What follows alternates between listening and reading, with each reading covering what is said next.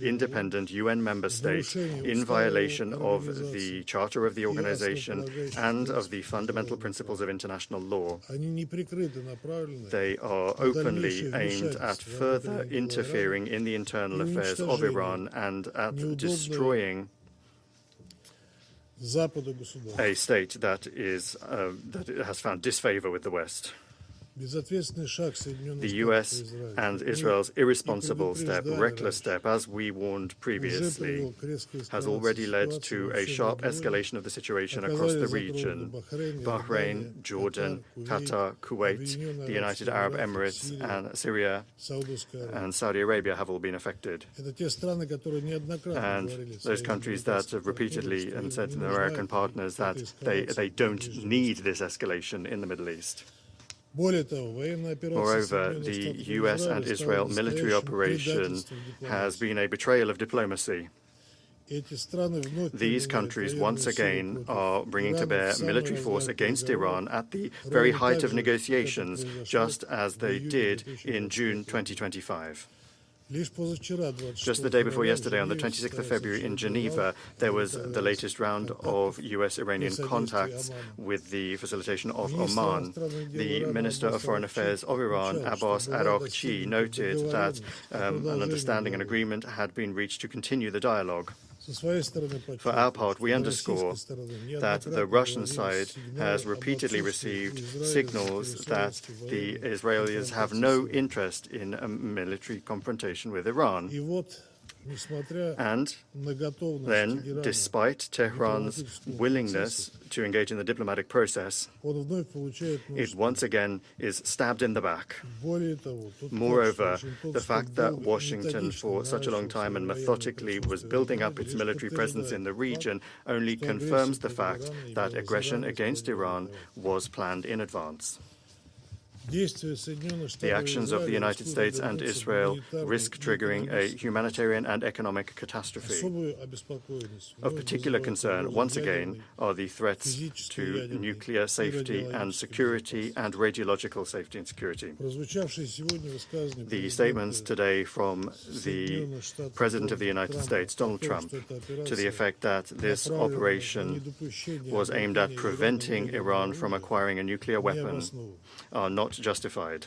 They are unfounded. Tehran has consistently stated that it does not have any such plans and that is fulfilling its obligations under the Nuclear Non-Proliferation Treaty. Moreover, Iran has repeatedly underscored its readiness to put at the basis of new agreements with the United States the preservation of its status as a state, as a non-nuclear weapons state, provided that there is observation and respect for the legitimate right of the Islamic Republic of Iran as a state party to the NPT to develop peaceful nuclear technologies.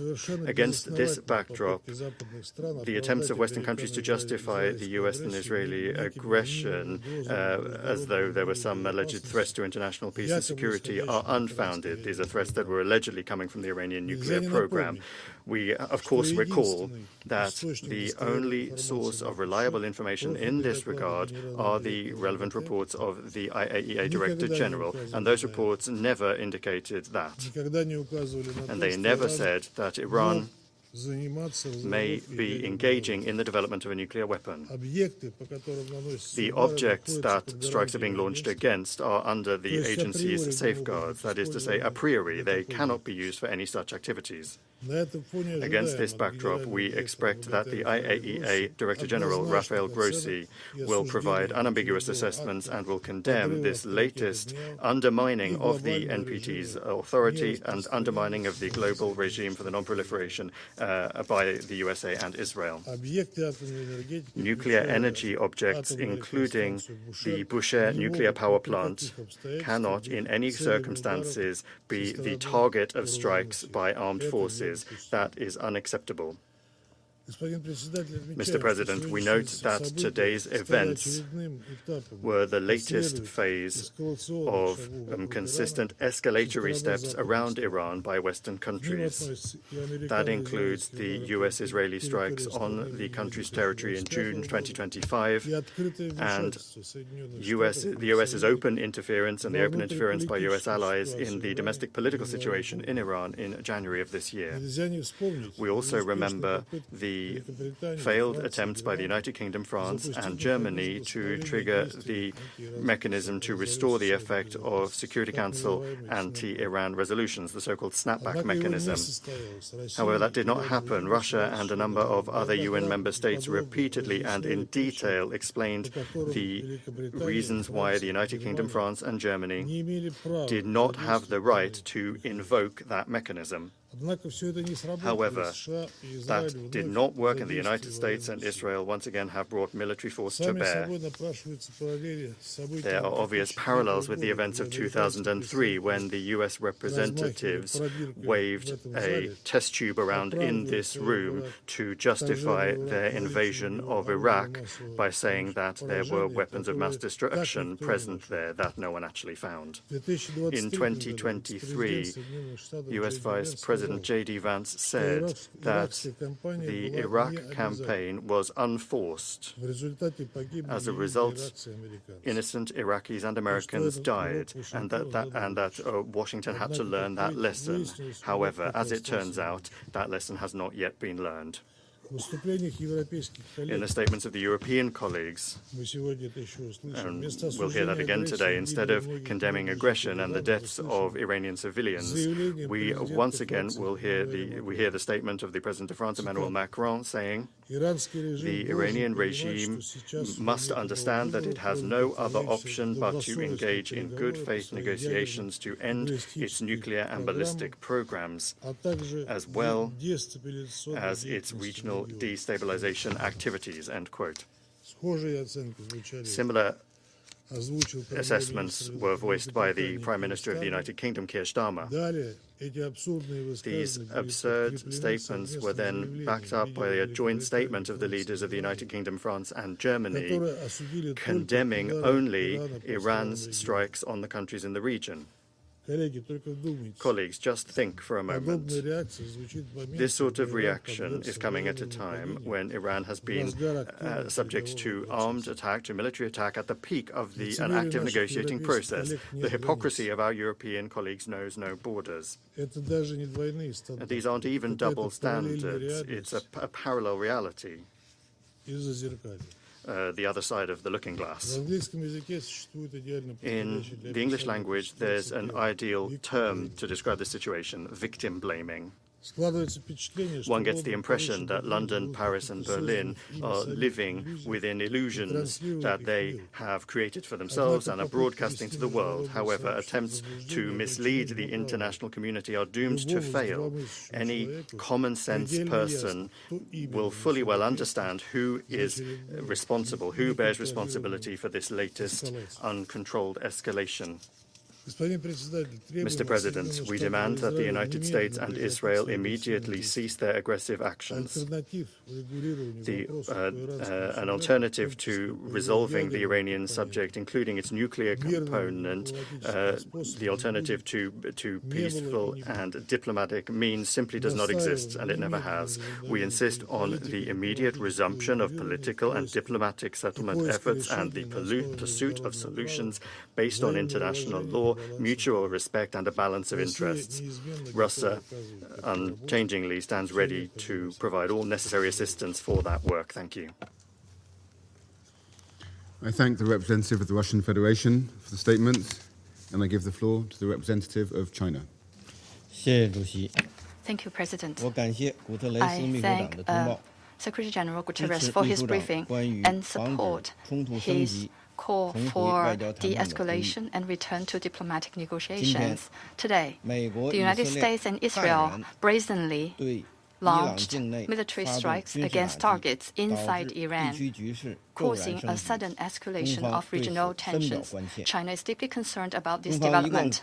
China consistently advocates that all parties should abide by the purposes and principles of the UN Charter and opposes and condemns the use or threat of force in international relations.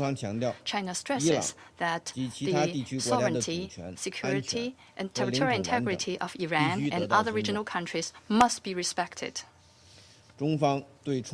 China is deeply saddened by the large number of civilian casualties caused by the conflict. At all times, the red line for protecting civilians in armed conflict must not be crossed, and the indiscriminate use of force is unacceptable. China calls on all parties to fulfill their obligations under international law, including international humanitarian law, effectively ensure the safety of civilians and avoid attacks on civilian facilities. The use of force is not the right way to settle international disputes. It only intensifies hatred and confrontation. The escalation and spillover of tensions in the Middle East serves no one's interests. Dialogue and negotiations are the only way to resolve differences. China calls on an immediate cessation of military actions to prevent further cycles of escalation.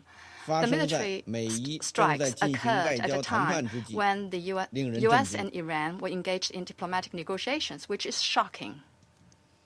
The parties concerned should demonstrate political sincerity, resume dialogue and negotiations as soon as possible, and return to the right track of a political solution. China stands ready to work with the international community to advance peace efforts and help restore peace and stability in the Middle East at an early date. I thank you, President. I thank the representative of China for the statement, and I give the floor to the representative of Colombia. Mr. President, I'd like to thank the United Kingdom in its capacity as President of the Security Council for the prompt convening of this emergency meeting at the request of several countries, including Colombia. We'd also like to thank the Secretary General for the information shared, and we welcome the delegations participating at this meeting. Colombia is taking the floor guided by an essential conviction: the protection of human life must always be at the heart of international decisions. And we're also convinced that the United Nations Charter is binding. Colombia reaffirms its unequivocal defense of international law and of the purposes and principles of the Charter: international peace and security, the peaceful settlement of disputes, the prohibition of the use or the threat of the use of force, the sovereign equality of states, respect for the sovereignty, territorial integrity, and political independence of all states, and non-intervention. Mr. President, we are facing a serious military escalation that threatens to spill over into a regional confrontation with unpredictable consequences. The use of force and the logic of reprisals are substituting diplomacy, dialogue, and law. In the face of this alarming situation, we condemn any military action that is contrary to the Charter, wherever it comes from. Our country has been consistent in this organization and in this council. No state may unilaterally claim the right to attack another in order to impose regime change. And that principle does not depend on who the actor is, as it is a pillar of the international order. The prohibition of the use or threat of force enshrined in the Charter does not admit selective interpretations. When that principle is violated, international security does not prevail. The law of the strongest takes over. When force replaces law, the international order is weakened and barbarism takes its place. And the first to lose our civilians. Colombia condemns the attacks and expresses solidarity with the peoples of Bahrain, Qatar, the UAE, Saudi Arabia, Jordan, and Kuwait. Colombia expresses its deep concern over the human cost of this escalation. Bombings are exposing entire communities to fear and to risk, including girls and boys. No military goal can justify, under any circumstances, civilians being caught in the crossfire or becoming victims of indiscriminate attacks. The protection of life must always be our highest priority. Life cannot be considered collateral damage. In this regard, we strongly condemn reported attacks against civilians and against civilian objects. This is in clear violation of international humanitarian law, particularly the principle of distinction, and we urge the immediate cessation of hostilities. Strict respect for international law and international humanitarian law is not optional. The protection of the civilian population is a legal and moral obligation. Mr. President, for these reasons, Colombia prioritizes dialogue and the peaceful settlement of disputes, not because we are naive, but on the basis of our experience, because we know that war does not resolve conflicts. On the contrary, it worsens them, it makes them more cruel, perpetuates them, and passes them on to future generations. Defending international law does not mean ignoring reality. Iran has international obligations that it must fully comply with, particularly in the nuclear and human rights fields. With regard to Iran's nuclear program, full, effective and transparent cooperation with the International Atomic Energy Agency is essential. Therefore, we call on Iran to return to the path of dialogue and negotiations in good faith, with a view to guaranteeing unrestricted access to nuclear facilities subject to monitoring and verification, and to resolving outstanding safeguards issues under the Treaty on the Non-Proliferation of Nuclear Weapons. Colombia reaffirms the universal goal of general and complete nuclear disarmament, and in that context we insist that Iran's nuclear program must be maintained exclusively for peaceful purposes in compliance with its international obligations. Collective security is not built with more weapons, but with more guarantees. Likewise, we join the urgent call of the IAEA for the parties to exercise restraint in the use of force, particularly against nuclear facilities, taking into account the enormous risks that such actions represent. Furthermore, Iran has the obligation to respect and guarantee the human rights and fundamental freedoms of its population, which are not a concession of the state. Much rather, these are rights that are inherent to human dignity. But we also state with the same degree of firmness that Iran's non-compliance in these areas cannot serve as justification for the unilateral carrying out of military attacks against a state. The full application of the Charter is indispensable for the credibility of multilateralism and the preservation of the international order. International peace and security are not built by violating the sovereignty or the territorial integrity of states, nor through reprisals. They are built through rules and through dialogue. Mr. President, Colombia calls on all parties to exercise restraint and de-escalation, to urgently return to the diplomatic path, to strictly respect international law, and to strengthen existing multilateral mechanisms. It is a priority to move forwards towards a framework for regional dialogue that allows us to address the underlying causes of instability in the Middle East. Therefore, we propose the convening of a peace conference for the region under the auspices of the United Nations in order to achieve sustainable political solutions. War is not a foregone conclusion. It is a political decision, but so is peace.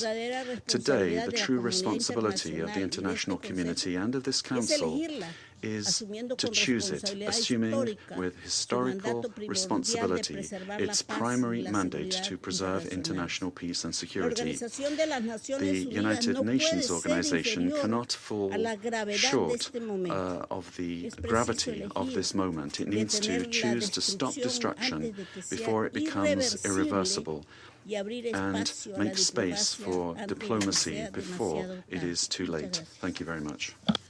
I thank the representative of Colombia for the statement, and I give the floor to the representative of the United States. Thank you. Distinguished delegates, this is a moment in history that requires moral clarity, and President Trump has met the moment. The most fundamental duty of any sovereign government is the protection of its people. Operation Epic Fury is directed towards specific and strategic objectives: to dismantle missile capabilities that threaten allies, to degrade naval assets used to destabilize international waters, and to disrupt the machinery that arms proxy militias, and to ensure the Iranian regime never, ever can threaten the world with a nuclear weapon. As President Trump said last night, for decades, the Iranian regime has willfully destabilized the world. It has killed American forces and citizens, threatened regional allies, and jeopardized the security of international shipping upon which the world depends. Its massive support for violent proxies, declared terrorist organizations, the Houthis, Hezbollah, Hamas, and others, has brought bloodshed and disorder across the Middle East for far too long. This is not speculation. We know this to be true, and our men and women have paid for the actions of this regime and the IRGC with their lives. No responsible nation can ignore persistent aggression and violence. The regime in Tehran has led attacks that have cost American lives. Hundreds of U.S. Marines in Lebanon, thousands of troops in Iraq. American hostage after hostage has suffered. Our ships fired upon dozens of times in the Red Sea. Iran has armed and financed militant organizations that undermine lawful governments and destabilize an already fragile region. Iran's continued pursuit of advanced missile capabilities, coupled with its refusal to abandon nuclear ambitions despite diplomatic opportunities, presents a grave and mounting danger. The international community has long affirmed a simple and necessary principle: Iran cannot have a nuclear weapon. That principle is not a matter of politics, it's a matter of global security, and to that end, the United States is taking lawful actions.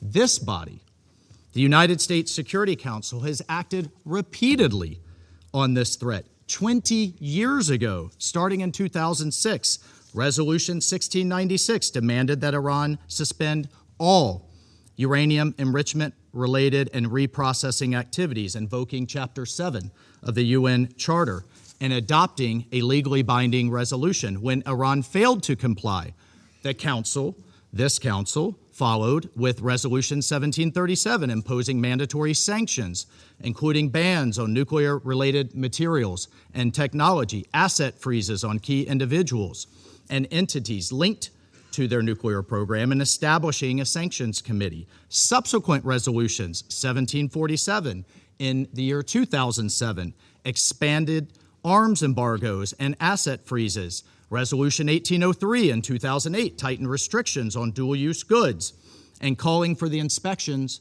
of Iranian cargo. Resolution 1835 in 2008 reaffirmed the need for full compliance. And Resolution 1927 in 2010, which was the most comprehensive, banning ballistic missile activities, tightening the conventional arms embargo, targeting the IRGC and shipping lines, and prohibiting new Iranian banking relationships, built a robust multilateral framework to curb Iran's nuclear and missile pursuits. These measures, again, adopted under Chapter 7, represented the world's collective judgment that Iran's actions posed a threat to international peace and security. And despite numerous opportunities for an alternative path, Iran remained defiant.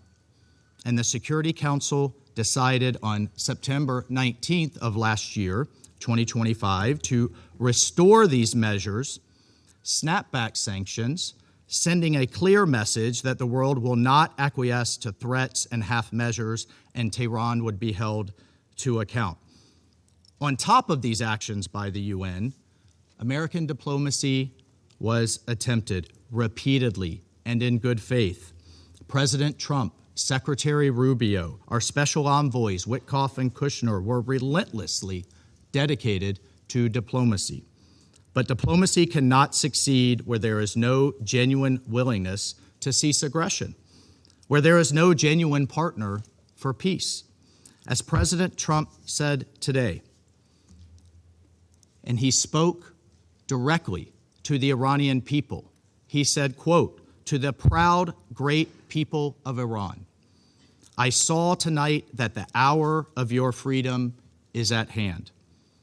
The entire world has witnessed the regime's wholesale slaughter of innocent civilians.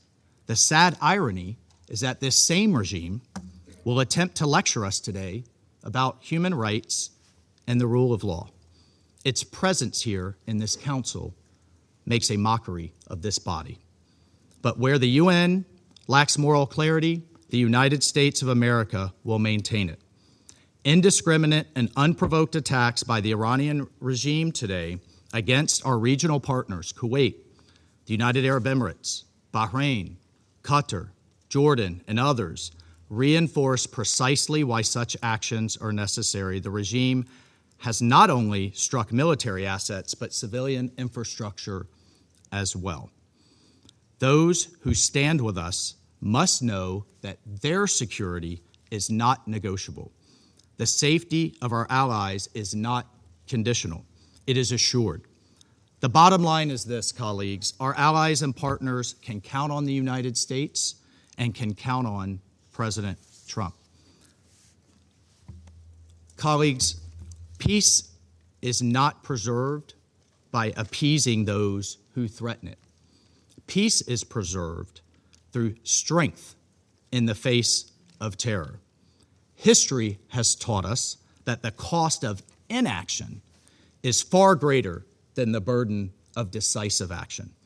And our president, President Trump, has taken that decisive action today. I thank you. I thank the representative of the United States for the statement, and I give the floor to the representative of Denmark.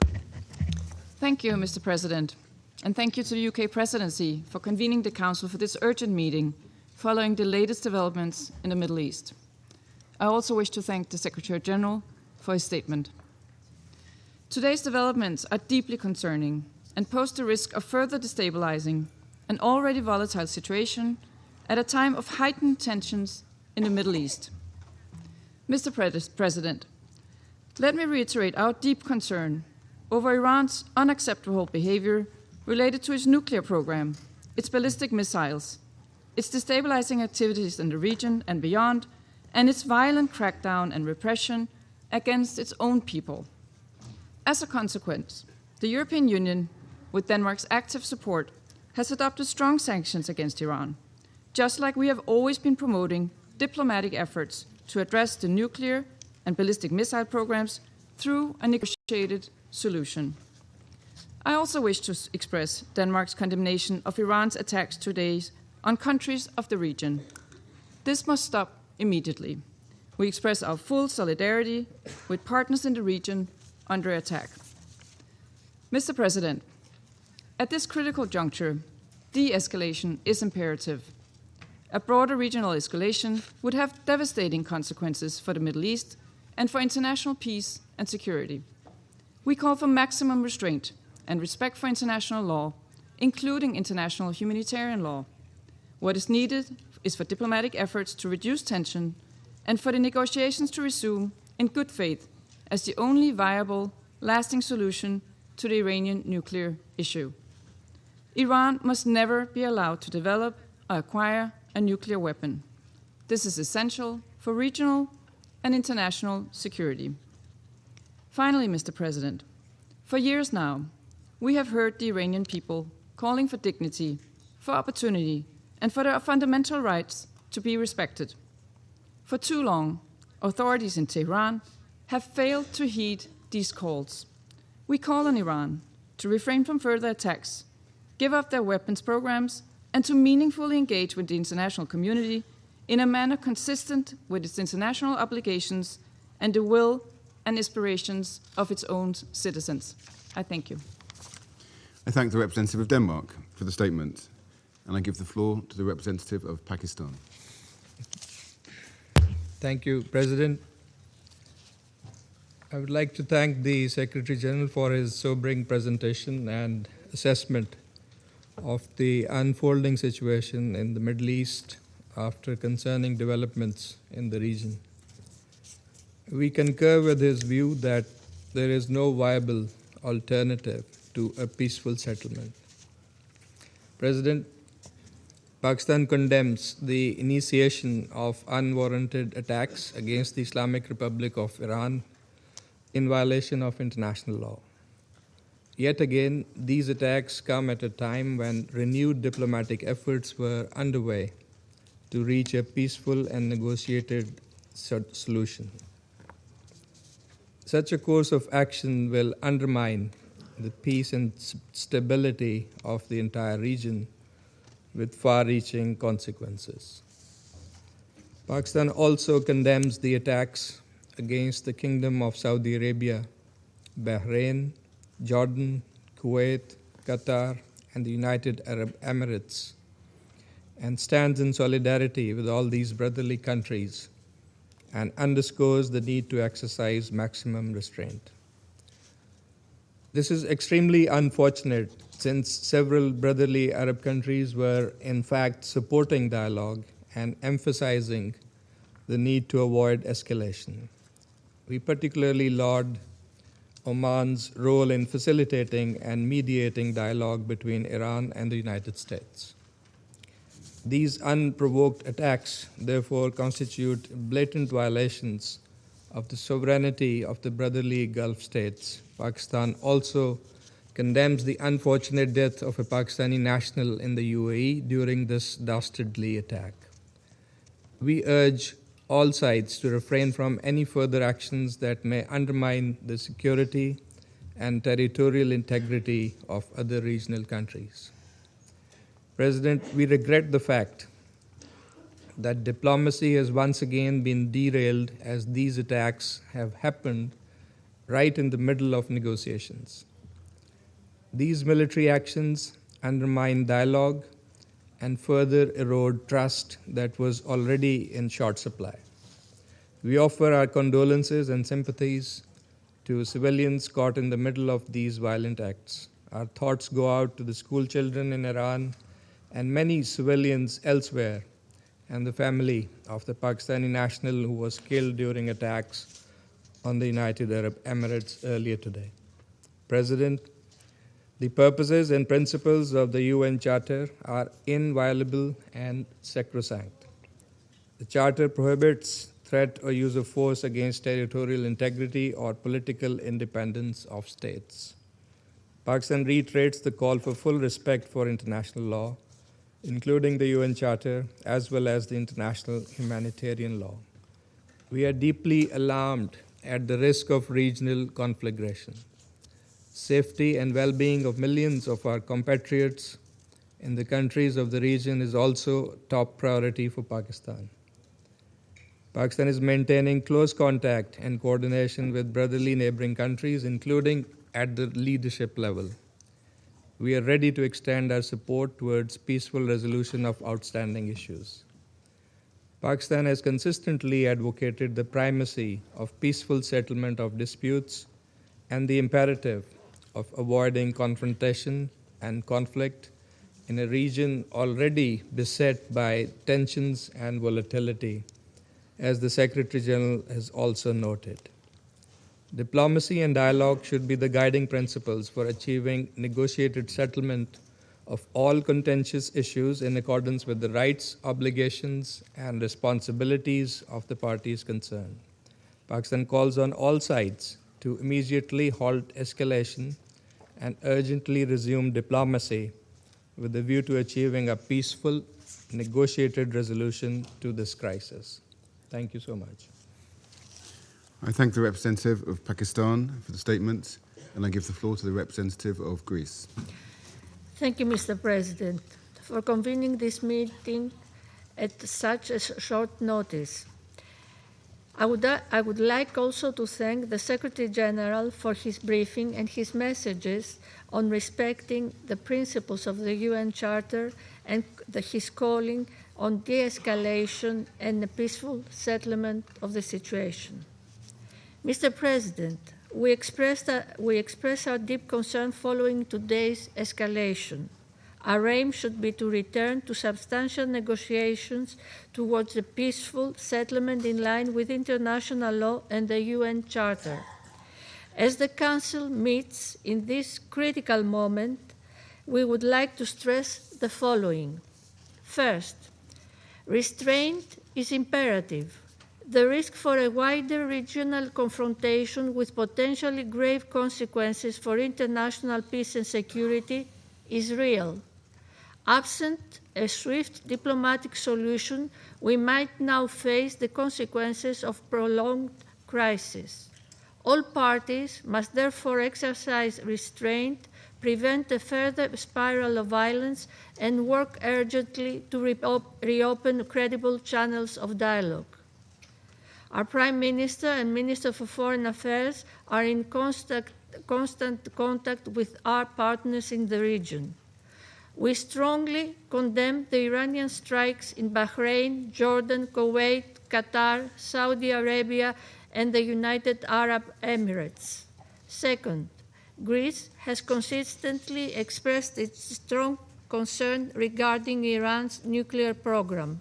Iran must never be allowed to acquire a nuclear weapon. The accumulation of significant quantities of uranium enriched up to 60% by a non-nuclear weapon state raises serious proliferation concerns and has no credible civilian justification. Full cooperation with the IAEA and strict adherence to international obligations are indispensable. It is widely believed that strong, permanent, and verifiable oversight on Iran's nuclear and ballistic programs is a precondition for stability in the region.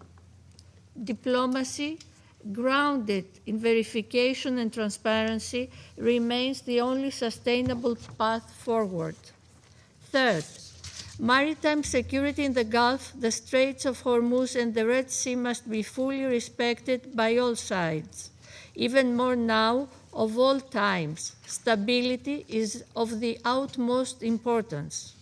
We urge Iran and its allies in the region to refrain from any retaliatory action that could endanger freedom of navigation, threaten commercial shipping, or further destabilize global energy and trade flows, constituting a blatant violation of the international law of the sea as reflected in UNCLOS.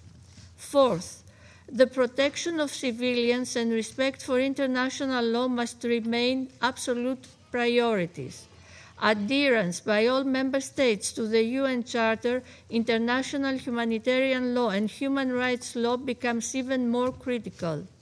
Civilians must not bear the cost of military escalation. The humanitarian consequences of further confrontation could be severe.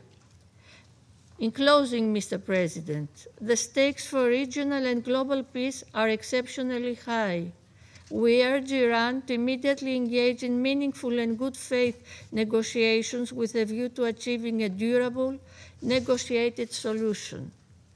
Dialogue and diplomatic engagement aimed at restoring stability and providing credible security assurances for all concerned must prevail.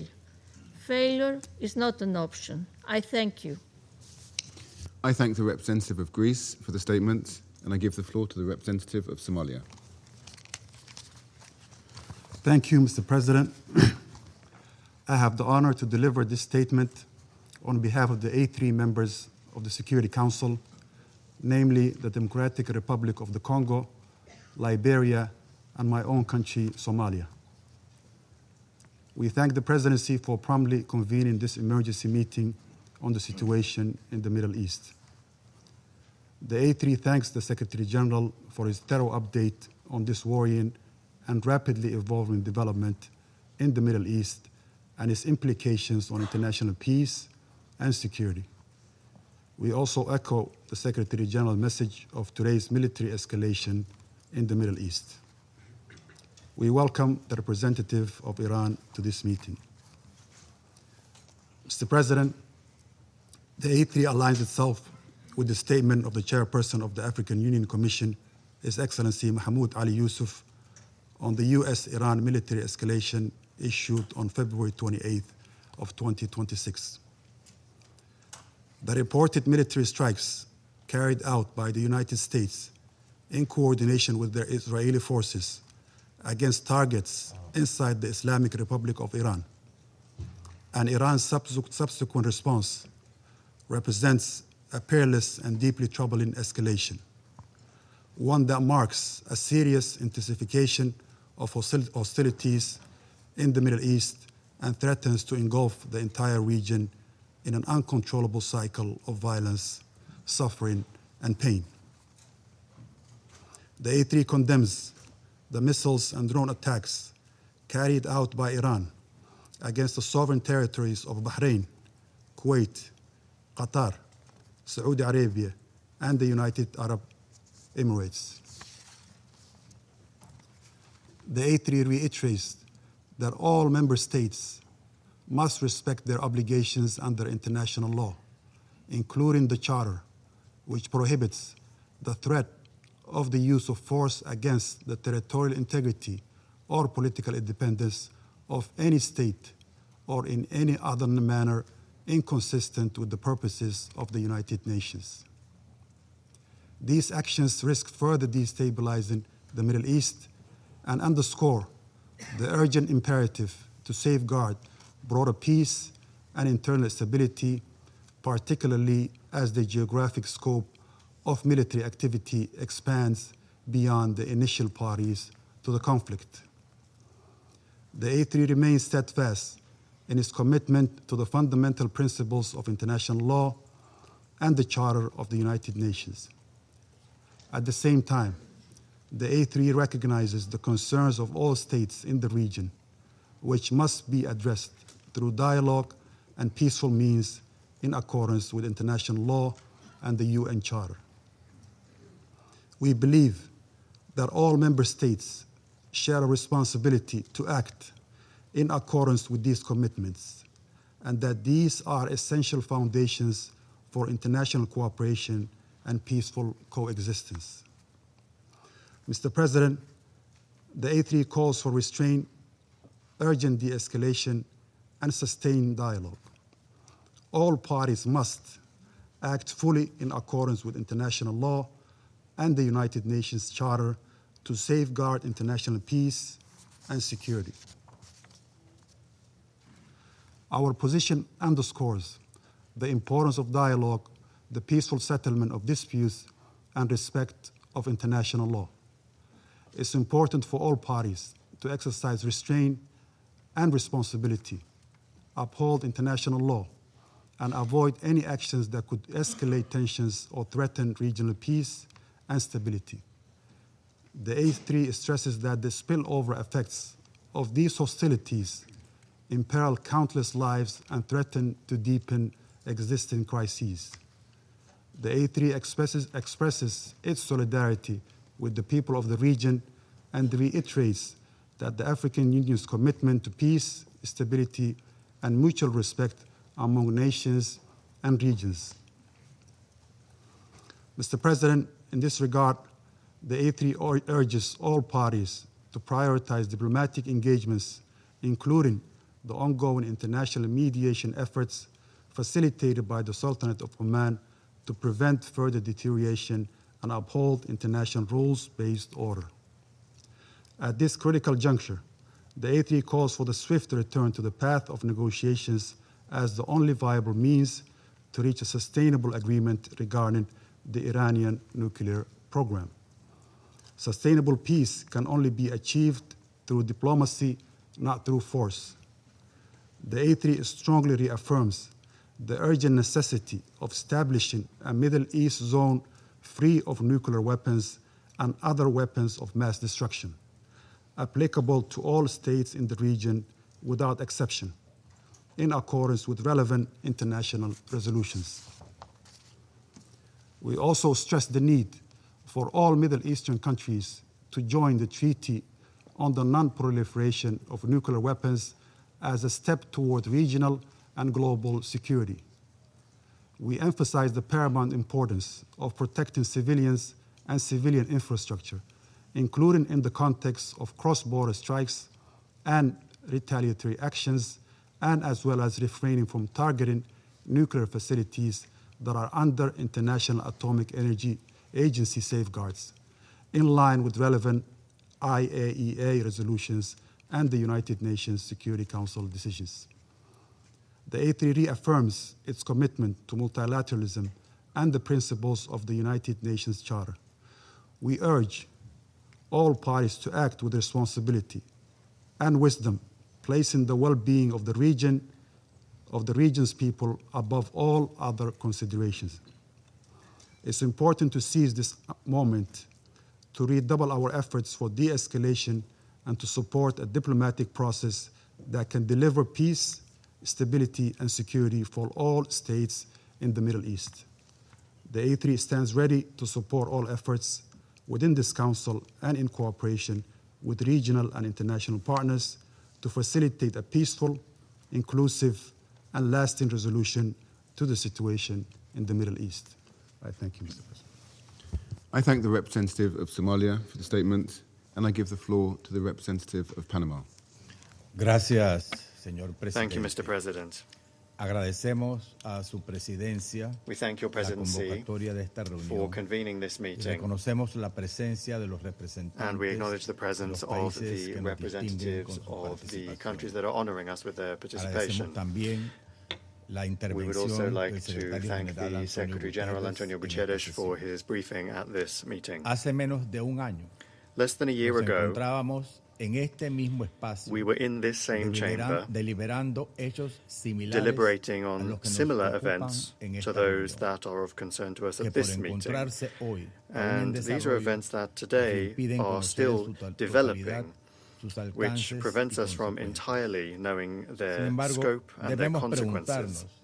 However, we must ask ourselves whether the repetition of these actions can really lead to different results and to a sustainable solution, or whether, on the contrary, the aggressive cycle of attacks and counterattacks will only lead to an escalation of violence with increasingly serious and unpredictable consequences to the detriment of international peace and security.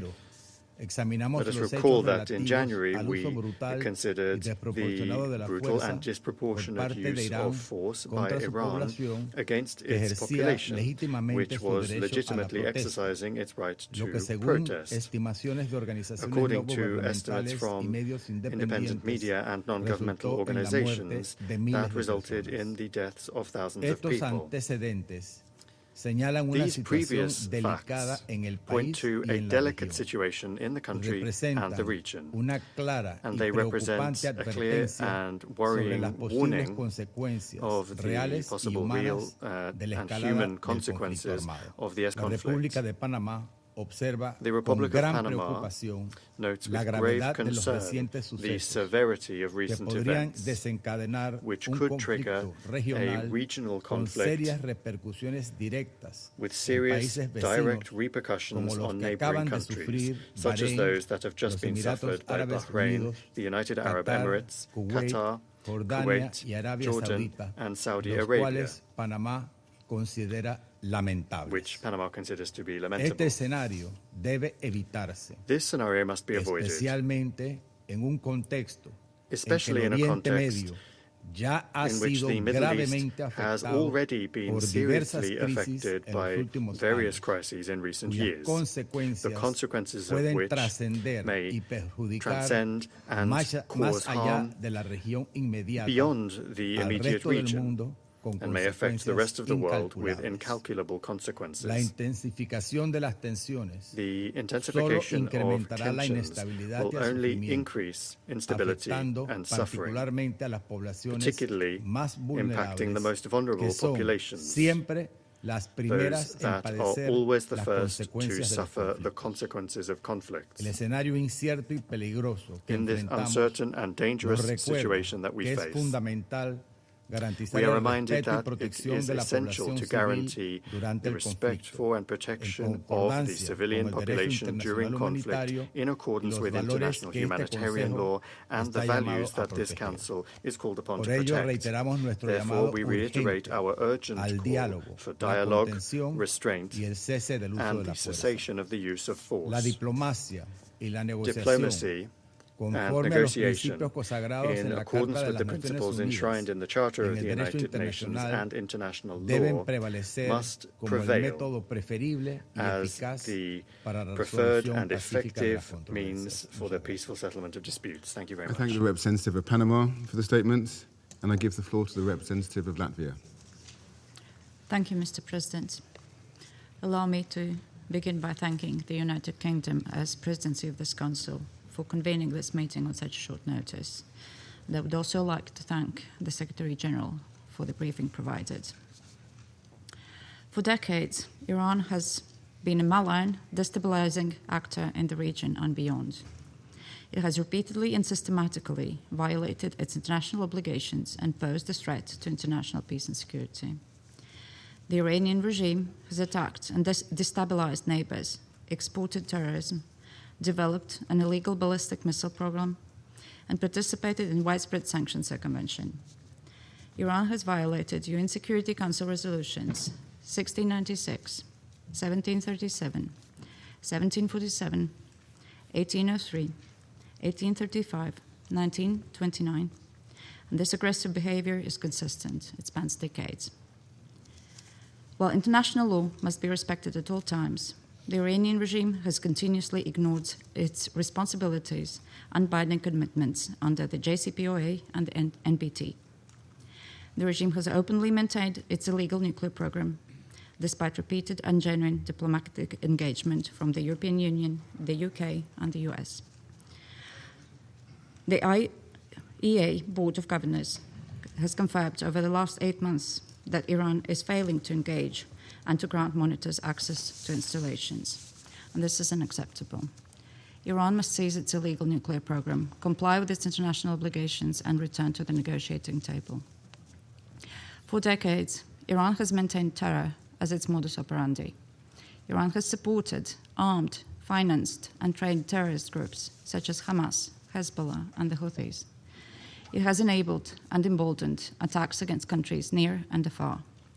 It has caused the death of thousands of civilians. It has promoted radicalization and the spread of terrorism, and undermined global energy and maritime security. Beyond the Middle East, Iran has directly supported Russia's war of aggression in Ukraine. More than 50,000 of the same Iranian Shahed drones, now striking numerous countries in the Middle East, have been transferred by Iran to Russia. Iranian weapons, Iranian technology have contributed to killing thousands of innocent Ukrainians, and like Russia in Ukraine, Iran is now bringing terror to innocent civilians in the Gulf countries. Latvia stands with the brave people of Iran, brave people that have endured so much, decades of brutality and repression. Recently, this Council met to address the atrocities perpetrated by the Islamic regime against its own people in the streets of Iran. Latvia and the European Union have already imposed sanctions against the IRGC. The Iranian people must be able to determine their own future, free from violence and repression. Mr. President, Latvia joins the call for an immediate cessation of hostilities and urgent de-escalation. We call on all sides to protect civilians and avoid further escalation. Latvia condemns the unprovoked Iranian strikes against countries in the region, namely our fellow member of the Council, Bahrain, and Jordan, Kuwait, Qatar, Saudi Arabia, the United Arab Emirates. Strikes on these countries constitute a threat to regional and international peace and security, and we stand in solidarity with our partners. I thank you. I thank the representative of Latvia for the statement. I shall now make a statement in my capacity as a representative of the United Kingdom. I thank the Secretary-General for his briefing. Colleagues, this is a fragile moment for the Middle East. The United Kingdom played no role in the strikes against Iran. But we are under no illusion about the nature of the Iranian regime. The Iranian regime has murdered thousands of its own people simply for exercising their fundamental rights and freedoms. Iran has repeatedly ignored calls to find a durable and acceptable solution to the nuclear issue, while continuing to destabilize the region through its support to proxies and partners. We strongly condemn Iranian strikes across the region, including the attacks on a hotel in Dubai, the attack on Kuwait's civilian airport, and attacks on civilian targets in Bahrain. We extend our support and solidarity to all our partners, many of which are not parties to the conflict. Regional stability remains a priority. As my Prime Minister stated, UK forces are active and British planes are in the sky today as part of coordinated regional defensive operations to protect our people and regional partners, as the United Kingdom has done before and in line with international law. Reports of strikes on civilians and civilian infrastructure are deeply alarming. The protection of civilians and full respect for international law is critical. Iran must never be allowed to develop a nuclear weapon.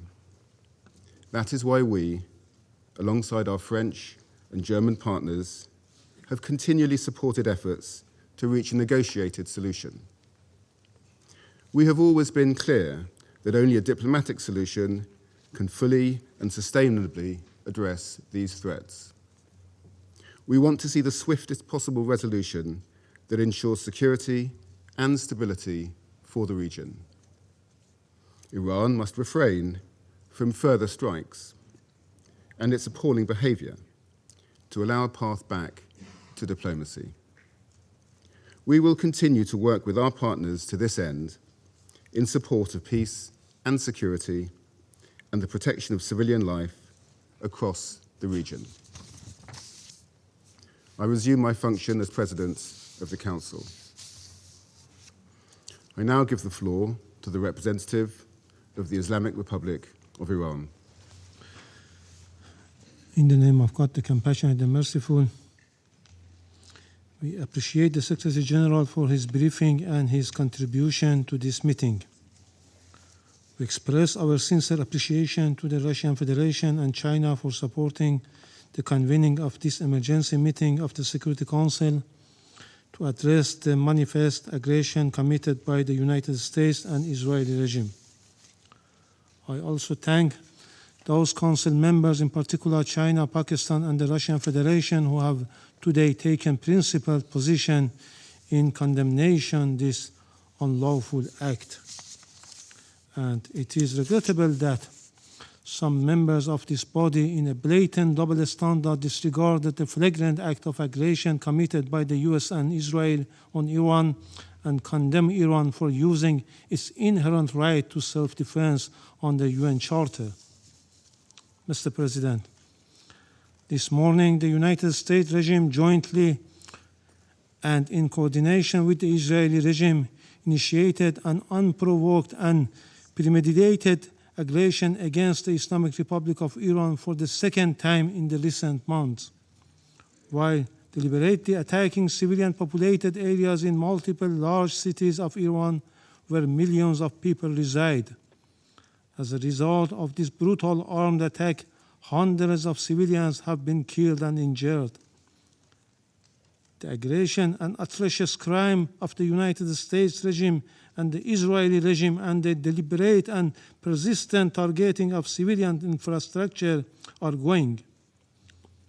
In addition to the numerous civilian residential buildings, the aggressors have also targeted a school in the city of Minab, Hormozgan province, killing more than 100 children. The number of innocent civilians continues to rise. This is not only an act of aggression, it is a war crime and a crime against humanity.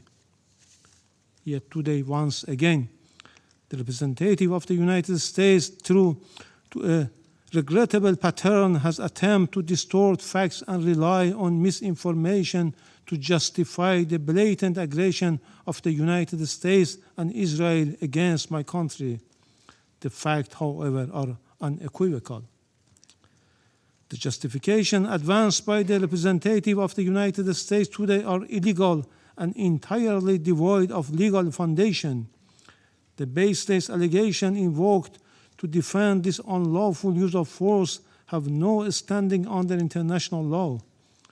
The invocation of preemptive attack claims of imminent threats or other substantiated political claims cannot legitimize aggression. Such claims are unfounded legally, morally, and politically, and they contradicted the clear principles of the Charter of the United Nations.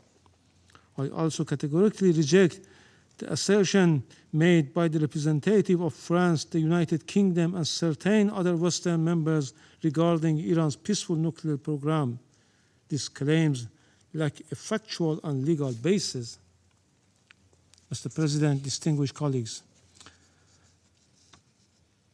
the President of the United States and the Prime Minister of the Israeli regime have openly claimed responsibility for this act of aggression and have explicitly articulated regime change as their objective, an unmistakable admission of their intent to violate Iran's sovereignty and territorial integrity. The President of the United States has falsely described this aggression as necessary to neutralize an imminent threat to the American people. This is nothing more than a deliberate attempt to mislead the international community and the U.S. public opinion and manufacture consent for unlawful war. Similarly, the representative of the United States has cynically sought to mislead this Council, yet history provides ample documentation that the foreign policy of the United States has repeatedly relied on unlawful force, covert intervention, and political manipulation to alter the governments of other member states. This record is well established. The reality is clear and undeniable. What is taking place today against my country by the United States and the terrorist regime of Israel is a blatant act of aggression, a full-fledged violation of international law. No justification, no accusation, no narrative of disinformation can legitimize or excuse this manifest crime and aggression. Mr. President, we have communicated on several occasions with this Council and the Secretary General about warmongering statements and interfering actions in the internal affairs of Iran by the President of the U.S. in a blatant violation of the UN Charter and international law, and called for the Council action. Regrettably, all were unanswered. The issue before the Council is straightforward: whether Any member state may, including a permanent member of this council, through the use of force, coercion, or aggression, determine the political future of another state or impose control over its affairs. International law and the Charter are explicit on this matter. Article 2, paragraph 4 of the Charter categorically prohibits the threats of use of force against the territorial integrity or political independence of any state. Mr. President, against this backdrop, I would like to make the following points. 1. What is occurring against my country is a clear act of aggression. It is an open armed aggression against the Islamic Republic of Iran. The United States and Israel war today is not merely a war against Iran. It is a war against the Charter of the United Nations, a war against international law, and a war against the international legal order upon which the United Nations and the Security Council have been built for over 8 decades. As the Charter affirms, the United Nations was established to save succeeding generations from a scourge of war. The Charter, adopted in 1945, is founded upon this fundamental principle. Members shall refrain from threat or use of force in international relations. The sole exception is the inherent right of self-defense under Article 51, and only in the event of an armed attack. The military aggression carried out by the United States and Israel satisfies none of the criteria of lawful self-defense. Accordingly, the action of the United States and Israel constitute a manifest violation of Article 2, a peremptory norms and a fundamental principle of international law accepted by all member states. Neither the Charter nor international law recognize internal matters of states as justification for the use of force by other states. Were this otherwise, no international legal order could endure.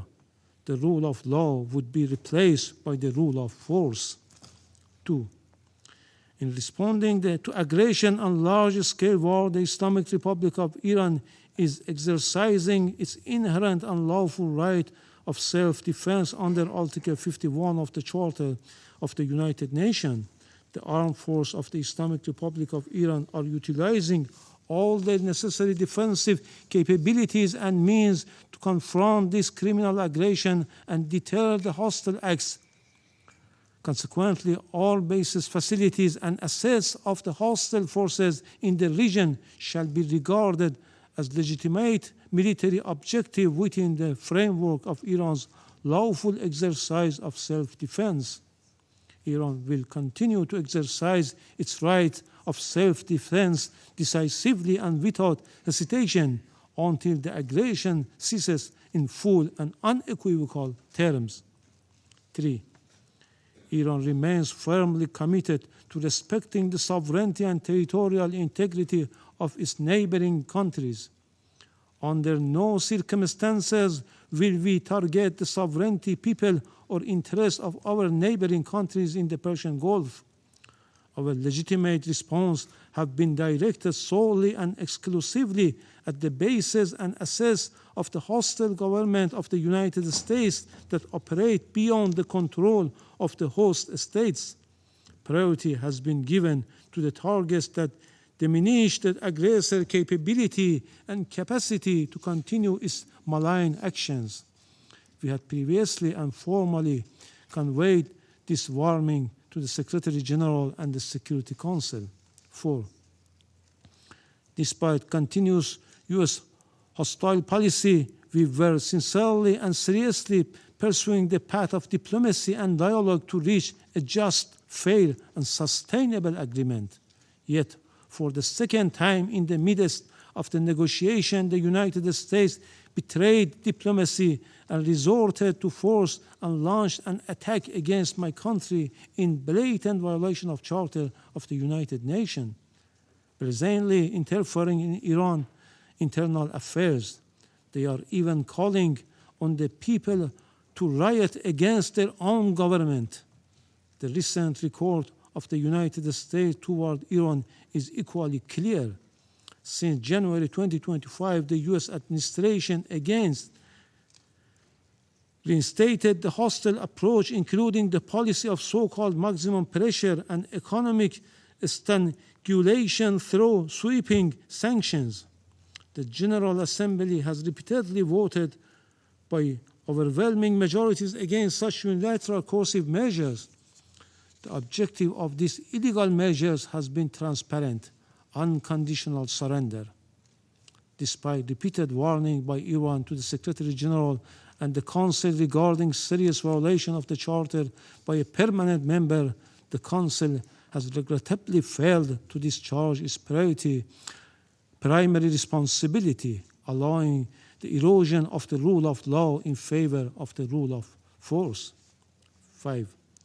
Just as the Israeli regime succeeded in dragging the United States into the quagmire of war with Iran, the United States in turn is deliberately seeking to expand the scope of the conflict by exploiting spaces in the Persian Gulf region.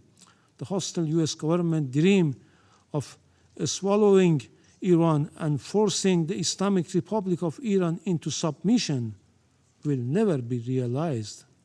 This war, before being a contest of military equipment and advanced technologies, is a battle of wills, and in that battle, the Islamic Republic of Iran will prevail. Furthermore, the Islamic Republic of Iran has repeatedly affirmed its commitment to diplomacy and negotiation. However, it will never submit to pressure, coercion, or force. Diplomacy has rules and principles. It cannot coexist with aggression. 6. The duty of Council members is to defend international law and specifically the Charter. They are not called upon to judge the political system of states, nor to determine whether military aggression or economic siege leads to freedom or domination. Expression of concerns and empty condemnation are not sufficient. The Council must act. Pursuant to Article 39 of the Charter, the Security Council must immediately determine the United States and Israeli regime have committed an act of aggression and demand the immediate cessation of its unlawful use of force, including any explicit or implicit threats against Iran, and require binding assurance of non-repetition. Affirm that the United States and Israeli regime bear full international responsibility for all materials and moral damage inflicted upon the infrastructure and facilities of the Islamic Republic of Iran and are obligated to provide full reparation. Let me conclude, Mr. President, with a simple and undeniable truth. Israel and the United States have attacked Iran. They have violated international law and the Charter of the United Nations. They must be held accountable. So long as this aggression continues, Iran will continue to exercise its inherent right of self-defense firmly, proportionately, and without hesitation until the aggression ends. The Security Council must act now and stop this act of aggression immediately. Silence is complicity in this crime. I thank you. I thank the representative of the Islamic Republic of Iran for the statement, and I give the floor to the representative of Israel. Mr. President, for 47 years, the Islamic regime in Iran has led crowds in chanting, March Bar Israel, March Bar America. Mr. Iravani, do you want to translate these chants? Your leaders have been chanting it for years in public events, in your parliament. March Bar Israel, March Bar America. They mean death to Israel, death to America. Israeli and American flags were painted on roads so they could be trampled. Our flags were burned in public squares. This is not the anger of a radical fringe. It is state-sanctioned hatred. And while those march-bar chants echoed, uranium was enriched, centrifuges span, missiles were built, facilities were buried deep underground. It was never just empty rhetoric. It was preparation for action. But today, alongside our ally, the United States, we act to stop it. Israel stands before you today, having acted with the United States to confront and stop an existential threat before it became irreversible.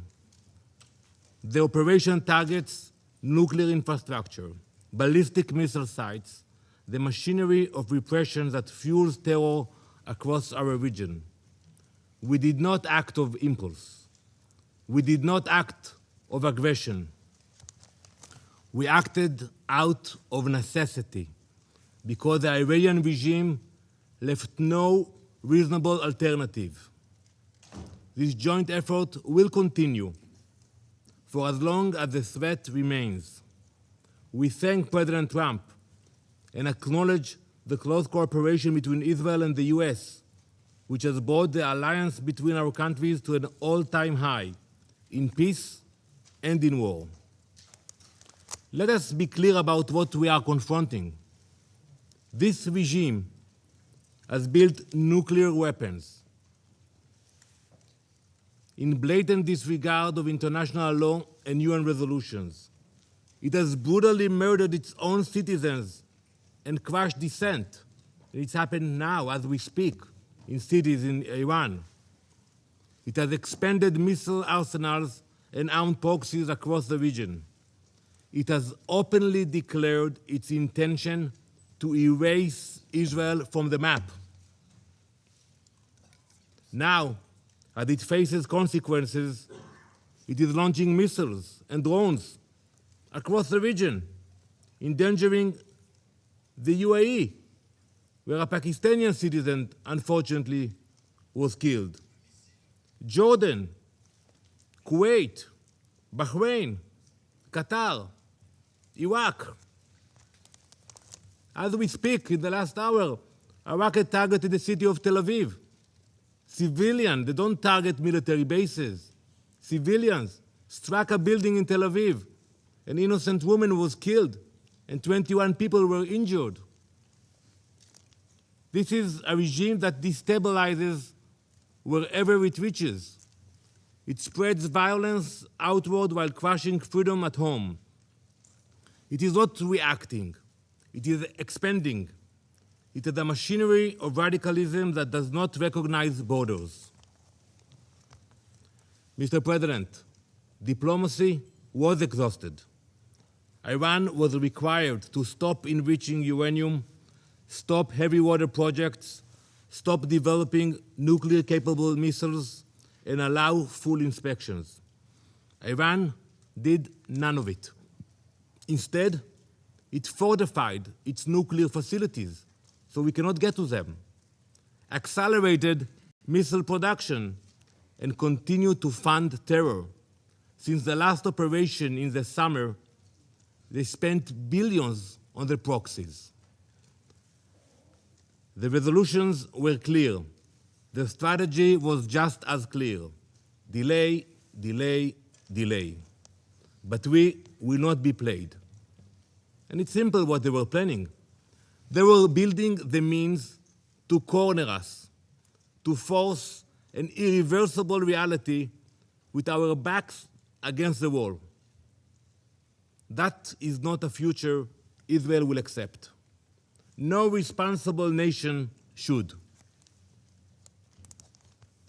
This operation is guided by clear objectives: eliminate immediate threats, dismantle the nuclear program, destroy its ballistic missile production, neutralize naval threats, break the proxy network that destabilizes the region. The operation was carried out in order to protect the people of Israel within the framework of the ongoing armed conflict between Israel and Iran, in line with the UN Charter and in accordance with international law. Our forces stand ready to stop extremism armed with nuclear weapons. To the soldiers of the IDF, our boys and girls, my son, my daughter, we salute you. You stand like lions defending our people. An entire nation stands behind you. We have heard the condemnation from few member states, from the Secretary General, but we all know that escalation did not begin today. It began when Iran armed proxies and exported terror, expanded missiles and drones, advanced its nuclear program in violation of its commitments, turned on its own people, beating, imprisoning, executing. Where was the outrage of the UN? Where were the consequences? Now, Israel acts to prevent an irreversible threat, and the condemnation is immediate. This is the definition of hypocrisy. Some call this aggression. We call it necessity. We call it survival. Mr. President, history has taught us never to ignore those who openly call for our destruction.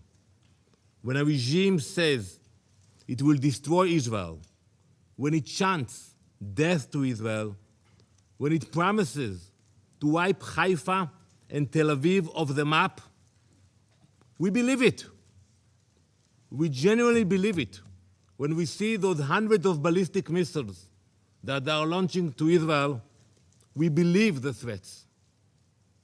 We do not ignore them. We do not gamble with our survival. We act. Now let me address the brave people of Iran. You are not our enemies. This operation is not directed at you. It is directed at a regime that has silenced you, imprisoned you, and invested in missiles and uranium while your economy suffers. You deserve better. It is this regime, the Basij, the Revolutionary Guard, who have dragged your country into isolation.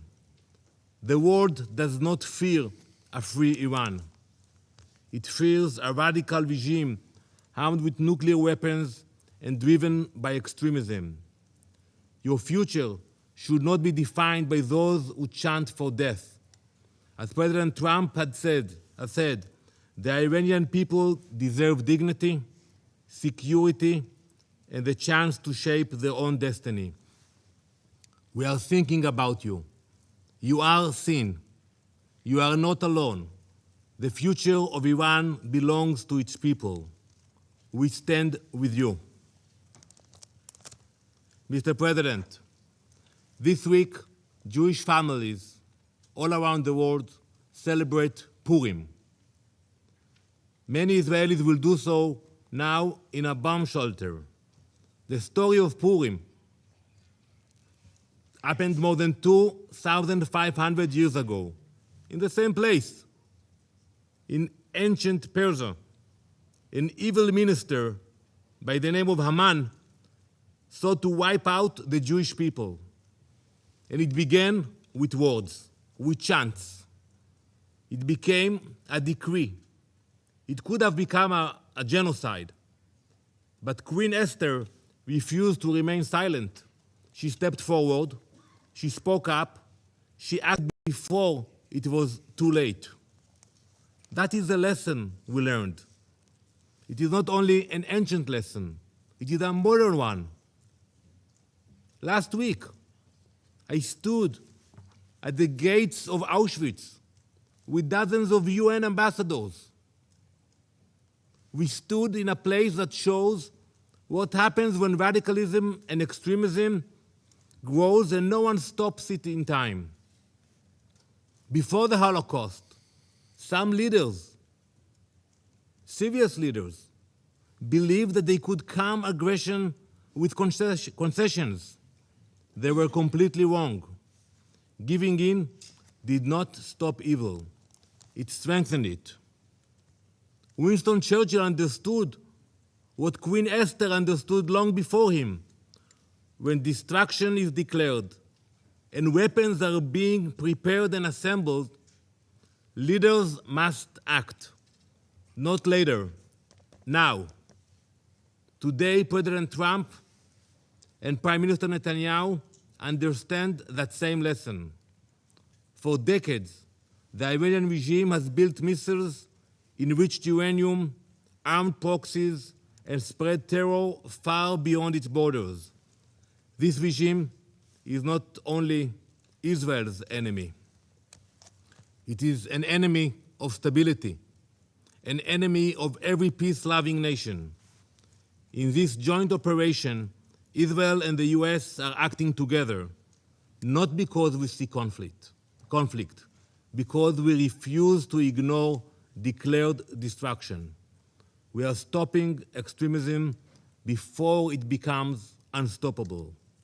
We will ensure that no radical regime armed with nuclear weapons and ballistic missiles can threaten our people or the entire world. Thank you, Mr. President. I thank the representative of Israel for the statement. I will now give the floor to His Excellency, Mr. Majed A. Abdulaziz, Permanent Observer of the League of Arab States to the United Nations. شكرا سيد الرئيس. Thank you, Mr. President. أشكر الرئاسة البريطانية على I مبادرتها thank the بعقد هذه presidency الجلسة for الطارئة convening مساء this اليوم. emergency session today. وأشكر السكرتير العام I also extend my thanks to the Secretary General for his powerful and comprehensive briefing. The Security Council convenes today at a pivotal moment in the history of the United Nations, a moment that unfortunately represents a glaring failure of the multilateral international system, a failure the League of Arab States has long warned against.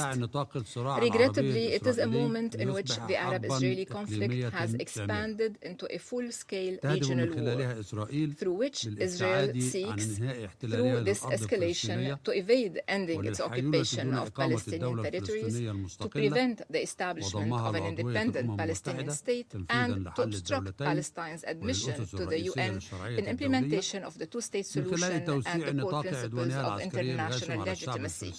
Israel has done so by expanding the scope of its brutal military aggression against the Palestinian people in Gaza and the West Bank, by intensifying its efforts to annex the West Bank, and through repeated military attacks on Syria, Lebanon, Yemen, and Iran, all in a misguided attempt that is categorically rejected both regionally and internationally to impose Israel's hegemony on the Middle East by using military means. Even if it is at the expense of the member states of the League of Arab States and at the expense of the suffering of their peoples under Israeli policies and attacks aimed at imposing the law of force instead of the force of law. At the Council's previous meeting on this item last week, the Foreign Minister of Israel, the occupying power, made extremist religious assertions, thus offering clear evidence of the arrogance of Israel, which seeks to impose its own extremist religious interpretation on the word, claiming that all Palestinian land, including the West Bank, which cannot be annexed under President Trump's plan and under Security Council's Resolution 2803, all this Palestinian land has belonged to Israel for thousands of years. Such claims reflect an unmistakable contempt for the legal, historical, and foundational principles upon which international legitimacy have been built in this Council and in this organization. Despite the announcement 2 days ago in Geneva that negotiations between the United States and Iran on the Iranian nuclear file has made some progress, Israel has blatantly disregarded all these developments in pursuit of narrow, self-serving interests. It has launched a wanton military attack at dawn today against the Islamic Republic of Iran, claiming that the attack was intended to prevent Iran from acquiring nuclear weapons. At the same time, Israel itself refuses to join the Nuclear Non-Proliferation Treaty. It refuses to subject its nuclear facilities to the IAEA's comprehensive safeguards regime, and it refuses at the same time to attend the United Nations Conference on the establishment of a Middle East zone free of nuclear weapons and other WNZs. That conference, held for the seventh consecutive year at the United Nations last November, with the active participation of the Islamic Republic of Iran in all its sessions, and with the continued boycott of Israel and one permanent member of this council. This Israeli boycott of this important conference is clear, although the conference seeks to achieve the same goal, which is to eliminate the ambiguous nuclear capabilities, both Israeli and Iranian.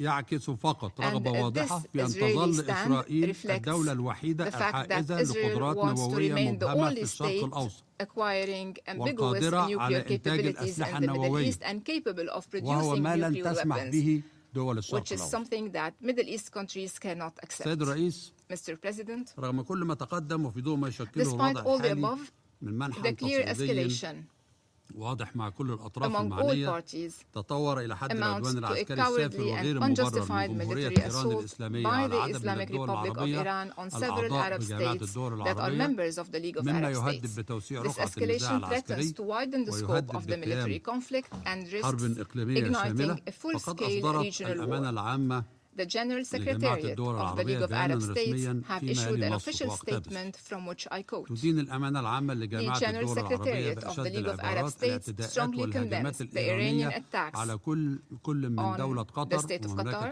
the Kingdom of Bahrain, the State of Kuwait, the United Arab Emirates, and the Hashemite Kingdom of Jordan. And I add the Kingdom of Saudi Arabia, Syria, and Lebanon. وتعتبر أن الاعتداءات بالصواريخ تمثل انتهاكا صارخا لسيادة الدول تنادي بالسلام وعملت من أجل تحقيق الاستقرار ولم تشارك في الحرب. وتعرب الأمانة العامة عن التضامن الكامل مع الدول العربية في مواجهة تلك الاعتداءات وعن تأييدها لأي إجراءات تتخذها هذه الدول من أجل الدفاع عن نفسها وتأمين شعوبها. Their populations. The Secretariat stresses that Arab states have taken clear positions regarding the Iranian crisis by rejecting military action against Tehran. Several Arab states exerted tremendous efforts to further mediation and to prevent the escalation we are witnessing today. The General Secretariat is deeply concerned by the grave dangers posed by the current situation in the region. It calls upon all influential parties in the international community to act immediately to de-escalate as quickly as possible, to prevent the expansion of regional instability and violence, and return immediately to dialogue. End of quote. In conclusion, Mr. President, the League of Arab States joins the Secretary General of the United Nations in urging all states to respect their obligations under international law, including the UN Charter, which clearly prohibits the threat or use of force against the territorial integrity or political independence of any state, and prohibits any use of force inconsistent with the purposes and principles of the United Nations, especially when it involves attacking nuclear facilities, which could have catastrophic consequences for entire populations. The League also joins the United Nations in calling for an immediate cessation of hostilities and de-escalation to prevent a wider regional conflict that would have dire repercussions for regional stability in the Middle East. From this standpoint, the League of Arab States urges the Security Council, particularly with the United States assuming the Council's presidency beginning tomorrow, to lead the collective security regime, to immediately halt military operations, and to return to negotiations on all tracks, inspired by the positive momentum generated by last week's Board of Peace meeting and by the role of President Trump in advancing global peace and in full respect for the established mechanisms of the multilateral international system, far from any geopolitical confrontations that will only prevent us from achieving global peace. Thank you, President. I thank His Excellency Mr. Abdulaziz for the statement. The representative of the United States has asked for the floor to make a further statement. Thank you, Mr. President. I wish to exercise my right of reply to the so-called representative of the Iranian regime. The United States strongly rejects this ridiculous and frankly farcical assertion that U.S. actions are inconsistent with international law. For 47 years, the Iranian regime has chanted, quote, "Death to America," at every turn, at every opening of its parliament. It has sought to eradicate the state of Israel. It has waged an unending campaign of bloodshed and mass murder. It is responsible for a series of unprovoked armed attacks targeting the United States and Israel, violations of the UN Charter, and threats to international peace and security across the Middle East. It has even attempted to assassinate the U.S. President, President Trump. It has done so not only directly, but through its proxies, seeking to hide and mask its bad actions while publicly claiming to be a victim. Iran's menacing activities directly endanger the United States, our troops, our bases overseas, our partners, our allies around the world. The United States has made every effort to negotiate a peaceful resolution of this conflict with Iran. But Iran has failed to take that opportunity. So in close coordination with the government of Israel, the United States has taken lawful actions to address these threats in line with Article 51 of the Charter of the United Nations. And Mr. President, I'll just say on a final note, you know who is not complaining tonight? You know who is not citing the vagaries of international law? You know who is celebrating in the streets around the world? The Iranian people. Mr. President, maybe, perhaps just maybe, they will finally be free. I thank you. I thank the representative of the United States for the statement. The representative of Bahrain has also asked for the floor to make a further statement. I give them the floor. Thank you, Mr. President. I apologize for taking the floor once again. I would like to reread a paragraph from the statement of the GCC countries, Jordan and Syria. Accurately, it is as follows, and I quote, "As we have pointed out in the letter addressed to you today, a number of Iranian missile attacks have targeted today the UAE, the Kingdom of Saudi Arabia, the State of Qatar, the State of Kuwait, and my country, the Kingdom of Bahrain, and the Hashemite Kingdom of Jordan, and the Syrian Arab Republic in a flagrant violation of the sovereignty and territorial integrity of these countries." I thank you.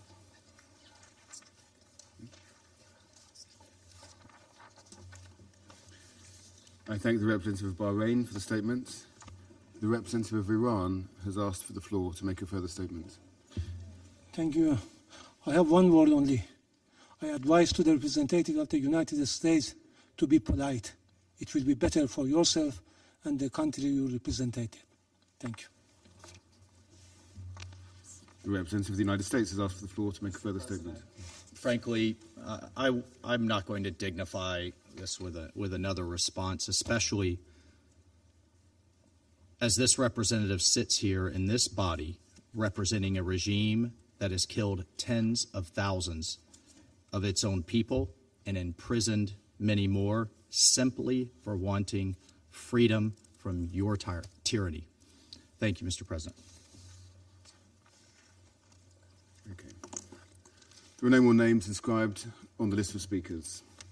Before adjourning the meeting, as this is really the last meeting of our presidency in the month of February, I would just like to express my thanks on behalf of the delegation of the United Kingdom to members of the Council, the Secretary General, and members of the Secretariat for all their support this month.